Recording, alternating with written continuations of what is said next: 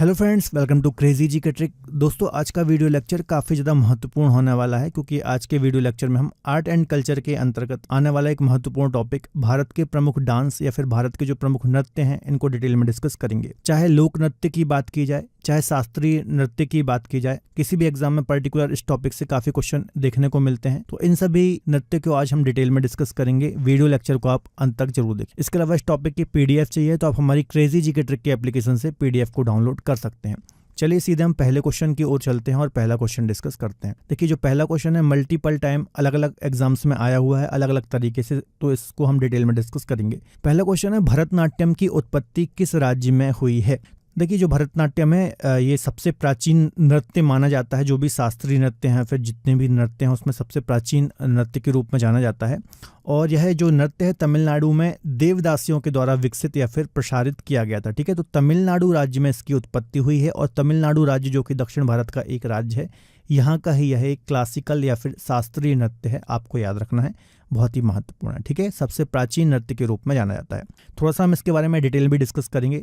देखिए, जो भरतनाट्यम है इसकी उत्पत्ति जो हुई है वो सादिर से हुई है। सादिर क्या है? तो सादिर एक प्रकार का नृत्य ही है जो कि तमिलनाडु के मंदिरों में देवदासियों के द्वारा किया जाता था। ठीक है, तो यहीं से इसकी एक प्रकार से उत्पत्ति हुई है या फिर इसी नृत्य का ये रूप है जिसको हम भरतनाट्यम बोलते हैं। ठीक है, देखिए देवदासियां क्या होती हैं इनको भी जरा समझ लीजिए। जो ये देवदासी होती हैं ये कुंवारी लड़कियां होती थीं जिनको धर्म के नाम पर ईश्वर के साथ, भगवान के साथ या फिर मंदिरों के साथ उनका विवाह कर दिया जाता था या फिर उनको मंदिरों को दान कर दिया जाता था।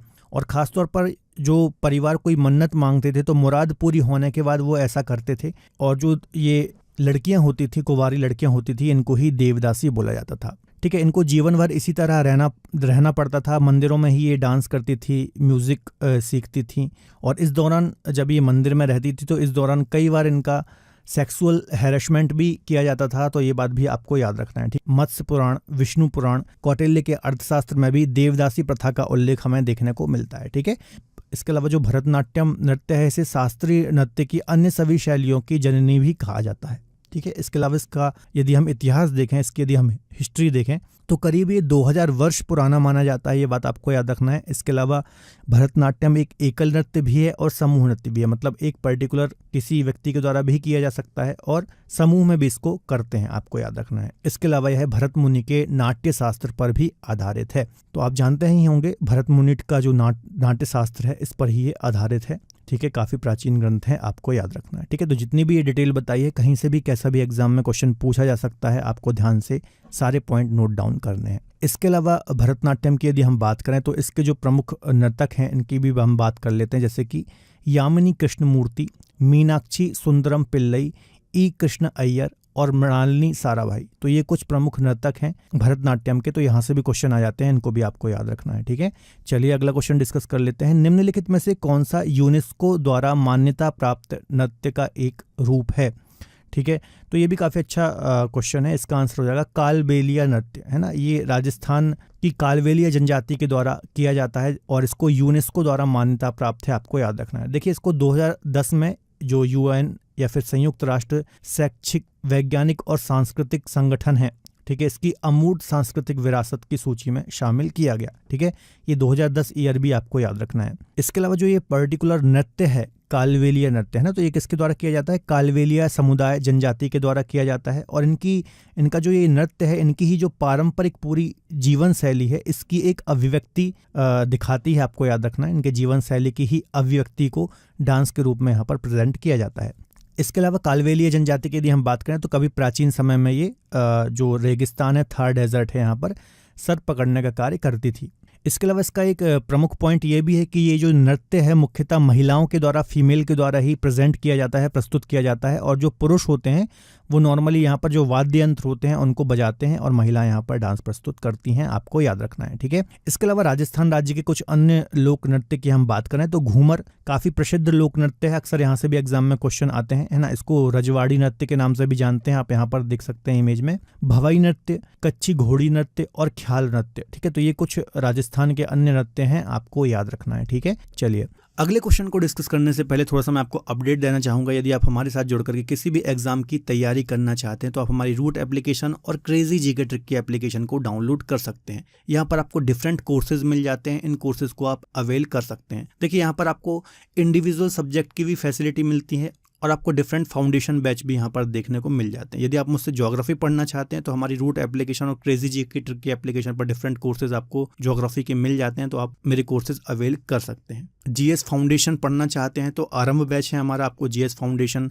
स्ट्रॉन्ग करना है तो आप ये वाला बैच अवेल कर सकते हैं। लिंक डिस्क्रिप्शन बॉक्स में दी हुई है। मैक्सिमम डिस्काउंट के लिए DSCGT कूपन कोड को अप्लाई करना ना भूलें। अगला क्वेश्चन डिस्कस कर लेते हैं। अगला क्वेश्चन भी एक शास्त्रीय नृत्य से संबंधित है। निम्नलिखित में से कौन सा नृत्य मुख्य रूप से भगवान जगन्नाथ को समर्पित है? देखिए SSC, MTS, RRB और भी मल्टीपल टाइम ये क्वेश्चन एग्जाम्स में पूछा गया है, तो इसका आंसर हो जाएगा ओडिसी। यह एक शास्त्रीय नृत्य है जो कि उड़ीसा का शास्त्रीय नृत्य है और भगवान जगन्नाथ को समर्पित है। ठीक है, तो देखिए जो ओडिसी ये शास्त्रीय नृत्य है, इसका जन्म भी कहाँ हुआ है? तो जो मंदिर में देवदासियां नृत्य करती थी तो यहाँ से ही इसका जन्म हुआ है, आपको याद रखना है। इसके अलावा यह भी भरत मुनि के नाट्य शास्त्र और अभिनय दर्पण पर आधारित है ना। भरत मुनि का नाट्य शास्त्र और अभिनय दर्पण जो है रचना किसकी है? तो नंदिकेश्वर भारत के प्राचीन महान नाट्य सिद्धांतकार हैं, तो इनकी ये रचना है अभिनय दर्पण। इसका भी आप अलग से नोट डाउन कर सकते हैं। तो इन दोनों शास्त्रों पर ये आधारित है। ठीक है, उड़ीसा का ये लोक नृत्य है, इसको आपको याद रखना है। ठीक है, इसके अलावा इसे सचल मूर्ति के रूप में भी जाना जाता है। ठीक है, ये पॉइंट थोड़ा सा दिमाग में रख लेना। और इसका जो प्रारंभिक हमें उदाहरण देखने को मिलते हैं उड़ीसी नृत्य के, तो उदयगिरी खंडगिरी की गुफाओं में देखने को मिलते हैं, जबकि ब्रह्मेश्वर मंदिर के शिलालेखों और कोणार्क के सूर्य मंदिर के केंद्रीय कक्ष में भी इस नृत्य के हमें उल्लेख मिलते हैं। तो याद रखना, उड़ीसा का ये शास्त्रीय नृत्य है, नाट्यशास्त्र अभिनय दर्पण पर ये आधारित है। ठीक है, देवदासियों के द्वारा ही इसकी शुरुआत हुई थी उड़ीसा के मंदिरों से। ये कुछ जितने भी पॉइंट बताए हैं, कैसा भी एग्जाम में क्वेश्चन आ सकता है, आपको याद रखना है। अब इससे रिलेटेड जो प्रमुख डांसर्स हैं उनको भी हम देख लेते हैं, जैसे कि सोनल मानसिंह काफ़ी चर्चित नाम है, ये उड़ीसी नृत्य से संबंधित हैं। केलूचरण महापात्र, दुर्गाचरण रणवीर, तो ये सभी ओडिसी से संबंधित हैं, आपको याद रखना है।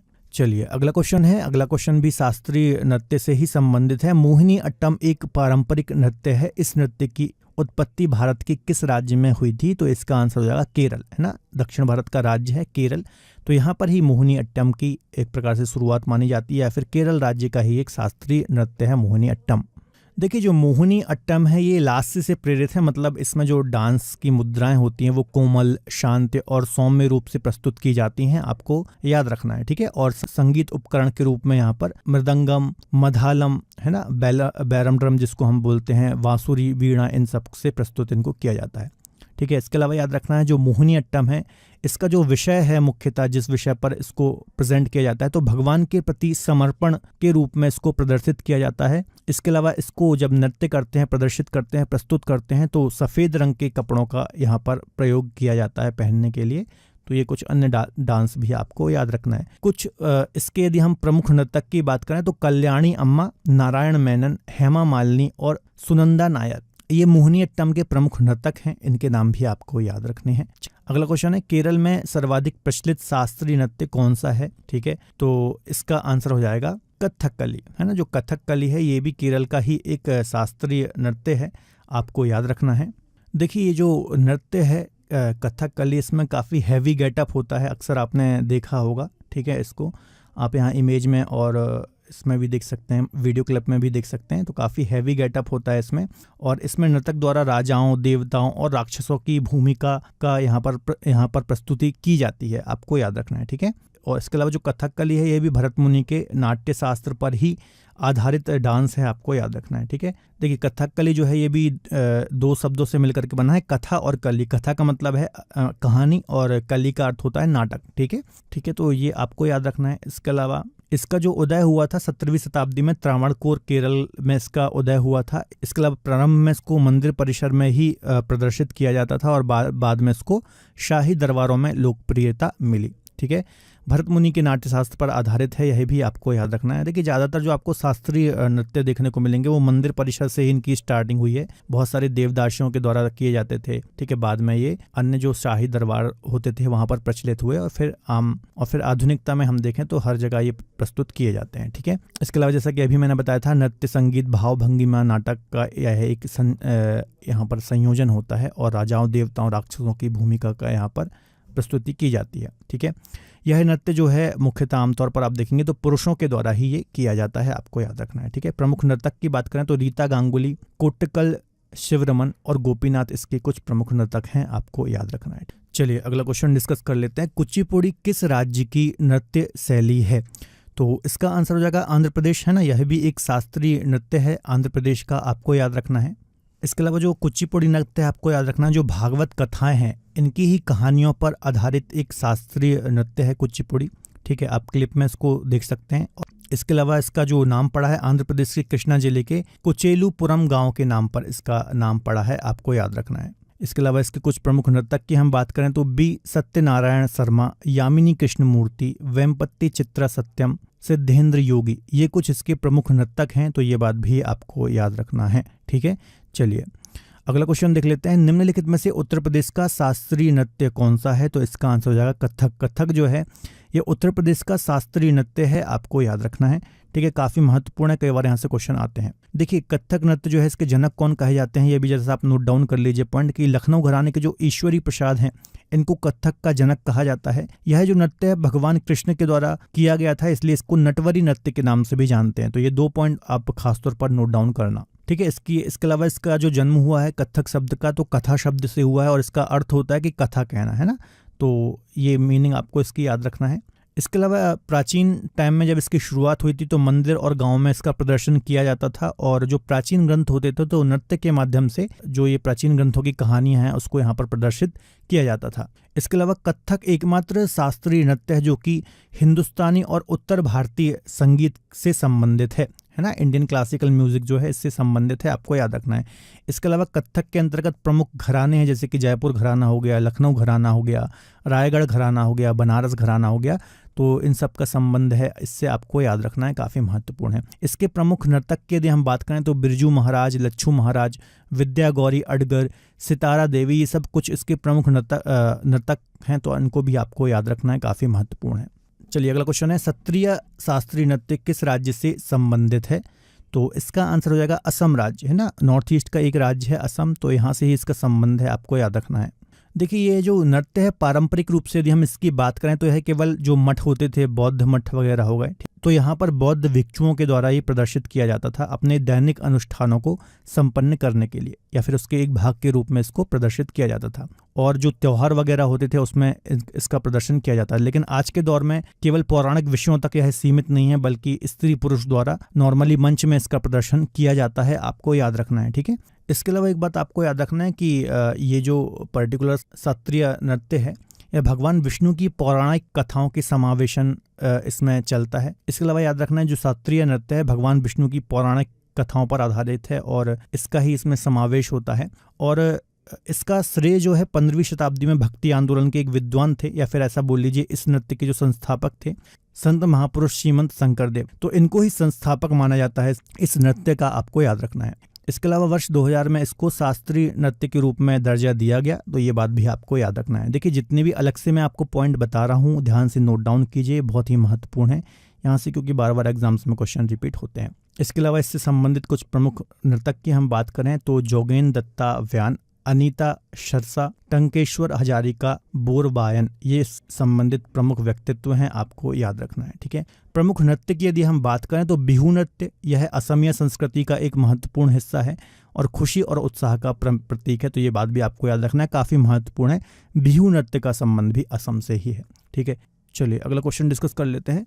शास्त्रीय नृत्य मणिपुरी का संबंध है, तो मणिपुर राज्य से, नॉर्थ ईस्ट का एक राज्य है मणिपुर, ठीक है, तो यहाँ से ही इसका संबंध है, आपको याद रखना।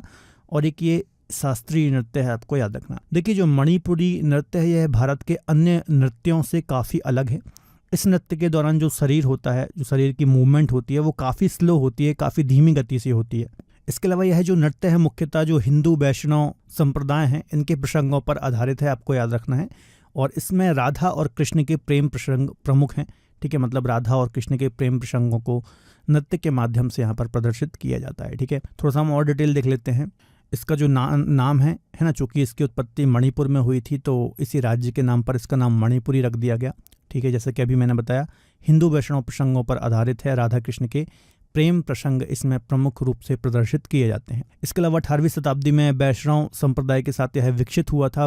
इसके अलावा इसमें विष्णु पुराण, भागवत पुराण, गीत गोविंद में जो ये रचनाएं हैं, है ना, तो इन्हीं विषय वस्तुओं के साथ प्रमुख रूप से इसको प्रदर्शित किया जाता है, आपको याद रखना है। इसके अलावा यदि हम बात करें इस नृत्य से संबंधित प्रमुख डांसर्स की, तो छावेरी सिस्टर्स काफ़ी प्रसिद्ध हैं, आपको याद रखना है। नयना, सुवर्णा, रंजना और दर्शना, ये छावेरी सिस्टर्स जो हैं ये काफ़ी फेमस हैं। इसके अलावा इसके प्रमुख डांसर्स की यदि हम बात करें तो छावेरी सिस्टर्स हो गई, काफ़ी प्रसिद्ध हैं, कई बार यहाँ से क्वेश्चन आता है। गुरु बिपिन सिंह हो गए, एन माधवी देवी हो गई, यह मणिपुरी के प्रमुख कलाकार हैं, आपको याद रखना है।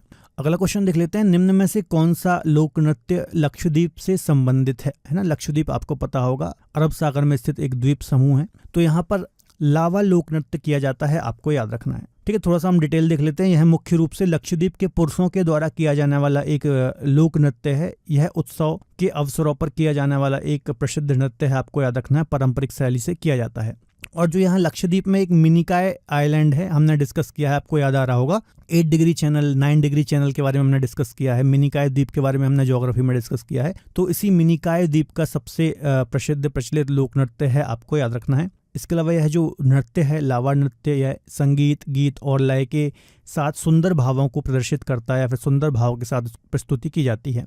इसमें पंक्तिबद्ध होकर के ढोलों की आवाज़ के साथ नृत्य करते हैं, जैसा कि आप यहाँ इमेज में भी देख सकते हैं। अन्य यदि हम लक्षद्वीप के लोक नृत्य की बात करें या अन्य नृत्य की बात करें तो एक लोककली नृत्य है यहाँ का, आपको याद रखना है। ठीक है, इसको हम छड़ी नृत्य भी बोलते हैं। यह पुरुषों के द्वारा सामान्यतः किया जाता है। अगला क्वेश्चन देख लेते हैं, निम्नलिखित में से कौन सा दक्षिण मालाबार में प्रसिद्ध लोकप्रिय मुखौटा नृत्य है। तो हमारे भारत में बहुत सारे ऐसे नृत्य हैं जिनको हम मुखौटा नृत्य के नाम से जानते हैं, लेकिन दक्षिण मालाबार की चूंकि बात हो रही है, केरल की यहाँ पर बात हो रही है, तो कुम्मत्ती कली जो है यह दक्षिण मालाबार का एक प्रसिद्ध मुखौटा नृत्य है, जैसा कि आप इमेज में भी यहाँ पर देख पा रहे हैं। ठीक है, देखिए यह जो नृत्य है मुख्यतः जो ओणम त्यौहार होता है, इसके अलावा फेस्टिवल में भी हमारा एक लेक्चर है प्रमुख जो भारत के त्यौहार हैं, इस पर हमने 2 लेक्चर डिस्कस किए हैं, पार्ट 1 और पार्ट 2, तो आपको हमारे चैनल पर मिल जाएंगे, तो वो देख सकते हैं। ठीक है, तो ओणम त्यौहार जो होता है इसी अवसर पर इस नृत्य को का प्रदर्शन किया जाता है, आपको याद रखना है। इस नृत्य में मुख्यतः रामायण की कहानियाँ, द्वारिका धाम, शिव की कहानी जैसे लोक कथाओं को लिया जाता है और इन कथाओं के आधार पर इसका प्रदर्शन किया जाता है। ठीक है, इसके अलावा इसका प्रचलन त्रिशूर जिला, पलक्कड़ जिला, दक्षिणी मालाबार में काफ़ी ज़्यादा ये प्रचलित है, आपको याद रखना है।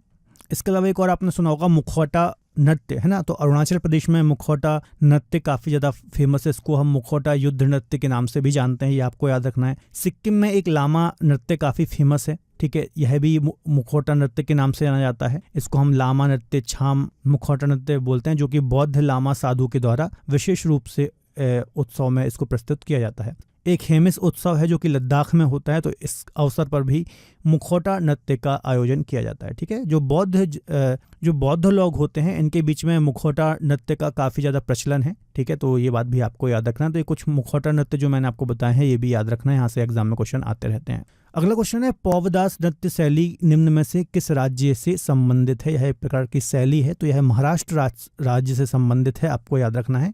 ठीक है, यह जो नृत्य शैली है ये मुख्यतः जो छत्रपति शिवाजी महाराज थे, ठीक है, आप जानते ही होंगे इनको, तो इनकी जीवन की घटनाओं पर मुख्यतः ये आधारित है, आपको याद रखना है। और पोवड़ा शब्द का जो अर्थ है जहाँ जिससे ये शब्द बना है, तो इसका मतलब होता है शानदार शब्दों में एक कहानी का वर्णन करना। ठीक है, इसके अलावा महाराष्ट्र के अन्य नृत्य की यदि हम बात करें तो धंगारी, गाजा, गोंधल और तमाशा, ये कुछ अन्य नृत्य हैं जो कि यहाँ पर प्रस्तुत किए जाते हैं। ठीक है, चलिए अगला क्वेश्चन देख लेते हैं, चेराव नृत्य किस राज्य का पारंपरिक नृत्य है। तो इसका आंसर हो जाएगा मिजोरम। जो चेराव नृत्य है यह मिजोरम राज्य का प्रमुख नृत्य है, आपको याद रखना है।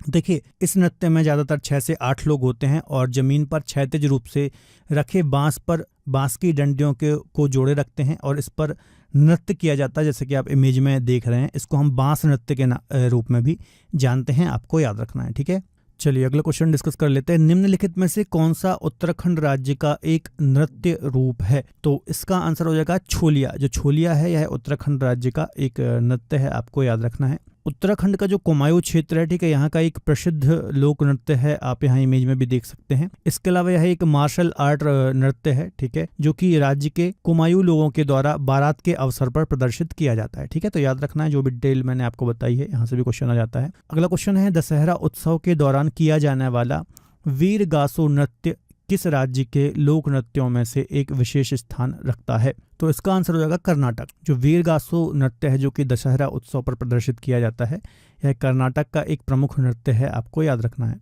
यह कर्नाटक में और खासतौर पर मैसूर में जो दशहरा का जुलूस होता है, तो इस अवसर पर प्रमुख रूप से किया जाने वाला एक प्रमुख नृत्य है, आपको याद रखना है। और यह शैव परंपरा पर आधारित है और हिंदू पौराणिक कथाओं पर आधारित एक लोक नृत्य है, आपको याद रखना है। इसके अलावा राज्य के कुछ अन्य महत्वपूर्ण नृत्य भी हैं, जैसे कि कमसाले, तो यह भी राज्य का एक लोक नृत्य है, आपको याद रखना है, कर्नाटक का। और एक है हम्पी नृत्य, यह एक महोत्सव भी है और एक नृत्य भी है, तो इसे विजय उत्सव के नाम से भी जाना जाता है। यह राज्य का एक सांस्कृतिक उत्सव है जिसे विजयनगर शासनकाल के समय से मनाया जाता है, आपको याद रखना है। अगला क्वेश्चन है, निम्न में से किस नृत्य का संबंध पश्चिम बंगाल से नहीं है? ठीक है, तो गंभीरा, धाली और जात्रा, जो ये ऊपर के तीन ऑप्शन है, ये तीनों पश्चिम बंगाल के हैं, जबकि घूमर जो है यह राजस्थान का नृत्य है, आपको याद रखना है। ठीक है, तो इसका आंसर क्या हो जाएगा? घूमर जो है यह पश्चिम बंगाल से संबंधित नहीं है। ठीक है, तो ये तीनों के नाम याद रख लेना, गंभीरा, धाली, जात्रा। देखिए, जो गंभीरा है यह शक्ति उपासक एक पवित्र भक्ति नृत्य है, भक्ति पर आधारित नृत्य है, आपको याद रखना है। धाली नृत्य की यदि हम बात करें तो राजा प्रतापादित्य के शासनकाल के दौरान इस नृत्य का जन्म हुआ था और यह नृत्य दो लोगों द्वारा बेंत और बांस की झाड़ियों को हथियार के रूप में यूज करते हुए, इसका उपयोग करते हुए इसको किया जाता है।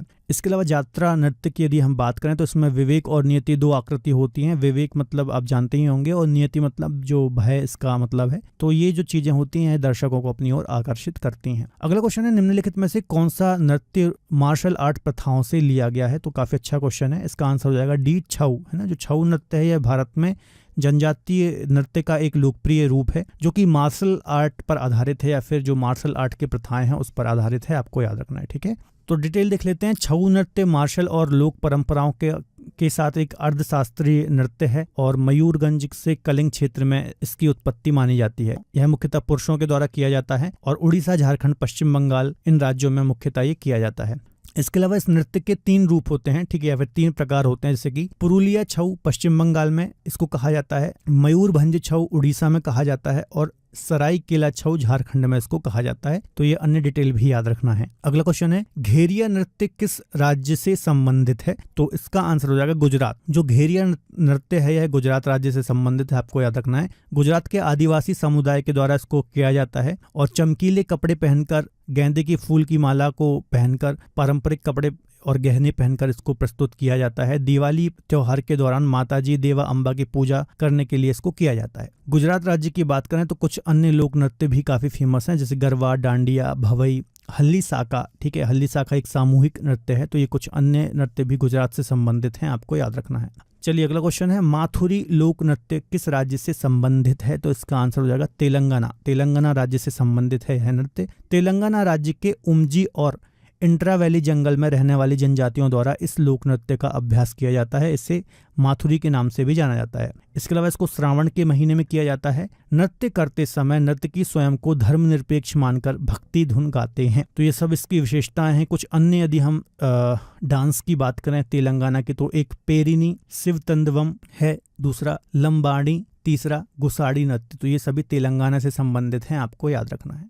चलिए अगला क्वेश्चन देख लेते हैं, निम्नलिखित में से कौन सा नृत्य हिमाचल प्रदेश में लोकप्रिय है? तो इसका आंसर हो जाएगा नाटी नृत्य है। जो नाटी लोक नृत्य है ये हिमाचल प्रदेश में काफी ज्यादा फेमस है, आपको याद रखना है। और हिमाचल प्रदेश, उत्तराखंड दोनों राज्य से इसका संबंध है, आपको याद रखना है। ठीक है, इसके अलावा यह जो नृत्य है मुख्यतः स्थानीय जो संस्कृति है इसको दर्शाता है। ठीक है, यहाँ की जो लोकल संस्कृति है, यह जो नृत्य है मुख्यतः जो त्योहार उत्सव होते हैं इन अवसरों पर इसका प्रदर्शन किया जाता है, ठीक है। तो ये कुछ अन्य डिटेल आपको याद रखनी है। राज्य के कुछ अन्य लोक नृत्य की हम बात करें तो छम नृत्य, थोड़ा नृत्य, लोसर, सोना नृत्य और डंडरास नृत्य, तो ये सभी हिमाचल प्रदेश के लोक नृत्य हैं, आपको याद रखना है। अगला क्वेश्चन देख लेते हैं, ममिता नृत्य का संबंध किस राज्य से है? तो त्रिपुरा राज्य से ममिता नृत्य का संबंध है, आपको याद रखना है। यह जो नृत्य है मुख्यतः फसल उत्सव के दौरान किया जाता है, आपको याद रखना है। और त्रिपुरा की जो कलोई समुदाय है इसके द्वारा किया जाने वाला एक प्रमुख लोक नृत्य है, आपको याद रखना है। त्रिपुरा के अन्य लोक नृत्य की यदि हम बात करें तो गोरिया, होजागिरी, लेवांग, संगराई, ये कुछ अन्य लोक नृत्य हैं, इसके तो आपको ये भी याद रखने हैं, ठीक है। अगला क्वेश्चन देख लेते हैं, भांड पाथिर निम्नलिखित में से किस राज्य का एक प्रमुख लोक नृत्य है? तो इसका आंसर हो जाएगा कश्मीर। कश्मीर का एक प्रमुख नृत्य है, आपको याद रखना है। इसके अलावा ये जो नृत्य है यह समाज में प्रचलित सामान्य जीवन परंपराओं और बुराइयों को दर्शाता है, ये आपको याद रखना है, ठीक है। और रंगमंच में इसको प्रस्तुत किया जाता है। हिंदू शासकों के समय हिंदू मंदिरों में भी इसको किया जाता था। इसके अलावा कल्लड़ की जो रचना है राज तरंगिणी, तो इन्होंने अपनी रचना में इसकी लोकप्रियता का वर्णन किया था, आपको याद रखना है। जम्मू कश्मीर के और अन्य नृत्य की यदि हम बात करें तो दुमहाल, राउफ, बच्चा, नगमा, हाफिजा नृत्य, भांड जशन, ये कुछ अन्य जम्मू कश्मीर के नृत्य हैं, तो ये भी आपको याद रखने हैं। चलिए अगला क्वेश्चन देख लेते हैं, आलू यट्टू लोक नृत्य का संबंध किस राज्य से है? तो नागालैंड से आलू यट्टू लोक नृत्य का संबंध है, आपको याद रखना है। मल्टीपल टाइम से क्वेश्चन एग्जाम्स में आया हुआ है। यह जो लोक नृत्य है कोन्याक जनजाति के द्वारा किया जाने वाला एक प्रसिद्ध लोक नृत्य है, आपको याद रखना है, ठीक है। यदि हम नागालैंड के अन्य लोक नृत्य की बात करें तो मोडसे, तितली नृत्य, सदल केकई, चांगाई नृत्य, कुकी नृत्य, ये कुछ अन्य नृत्य हैं। यहाँ से भी एग्जाम में कई बार क्वेश्चन देखने को मिले हैं, तो आपको ध्यान से नोट डाउन करना है। अगला क्वेश्चन है, बिरहोर नृत्य किस राज्य का एक आदिवासी लोक नृत्य है? तो इसका आंसर हो जाएगा झारखंड। झारखंड का एक आदिवासी लोक नृत्य है जिसका नाम है बिरहोर, आपको याद रखना है। देखिए जो बिरहोर है यह एक जनजाति का नाम भी है और नृत्य का नाम भी है, जो कि मुख्यतः मध्य प्रदेश, छत्तीसगढ़, झारखंड और बिहार, जो सेंट्रल इंडिया है इस रीजन में देखने को मिलती है ना, मध्य उत्तर भारत आप बोल सकते हो, यहाँ पर देखने को मिलती है। इसके अलावा झारखंड का एक और प्रमुख नृत्य है जिसको हम बोलते हैं कड़सा नृत्य, तो ये भी आपको याद रखना है। देखिए कलश से ही ये शब्द बना है जिसका अर्थ होता है मिट्टी के बर्तन, आप जानते ही होंगे। आमतौर पर इस नृत्य शैली में महिलाएं अपने कंधों या सिर पर कलश लेकर इसको प्रदर्शित करती हैं। यह मुख्यतः महिलाओं के द्वारा किया जाता है और पुरुष इसमें वाद्य यंत्र को बजाते हैं। चलिए अगला क्वेश्चन देख लेते हैं, निम्नलिखित में से कौन सा मेघालय का एक प्रमुख नृत्य है? तो इसका आंसर हो जाएगा लाहो। लाहो जो है यह मेघालय का एक प्रमुख नृत्य है, आपको याद रखना है। देखिए यह जो नृत्य है मुख्यतः जनजातियों के द्वारा किया जाता है, जयंतिया और पनार लोगों के द्वारा इसको किया जाता है और लड़के लड़कियां साथ में ही इसको करते हैं, आपको याद रखना है। यह एक लोक नृत्य है जिसमें संस्कृति का प्रदर्शन किया जाता है, आपको याद रखना है। लोक संस्कृति का प्रदर्शन इसमें किया जाता है, मेघालय राज्य से संबंधित है, आपको याद रखना है। राज्य के अन्य प्रमुख नृत्य की यदि हम बात करें तो बेहदीन खलम एक अन्य प्रमुख नृत्य है, आपको याद रखना है। यह जयंतिया जनजाति का एक प्रमुख नृत्य है, तो आपको याद रखना है। तो दोस्तों ये हमने 25 महत्वपूर्ण नृत्य से संबंधित क्वेश्चन डिस्कस किए हैं। सारे के सारे जो क्वेश्चन मैंने यहाँ डिस्कस किए हैं अलग अलग एग्जाम्स में, मल्टीपल टाइम्स एग्जाम्स में आए हुए हैं। साथ ही साथ डिटेल में भी हमने बहुत सारे अन्य फैक्ट डिस्कस किए हैं, अन्य लोक नृत्य डिस्कस किए हैं जहाँ से एग्जाम में क्वेश्चन पूछे जाते हैं। तो सारी डिटेल को आपको ध्यान से नोट डाउन करना है। इस टॉपिक की PDF चाहिए तो आप हमारी क्रेजी जीके ट्रिक की एप्लीकेशन से PDF को डाउनलोड कर सकते हैं। तो वीडियो कैसा लगा कमेंट बॉक्स में जरूर बताइएगा। वीडियो पसंद आता है तो वीडियो को लाइक करें, अपने दोस्तों के साथ शेयर जरूर करें। मिलेंगे अगले बेहतर लेक्चर में, तब तक अपना ख्याल रखिए और पढ़ते रहिए। बाय बाय, टेक केयर, जय हिंद।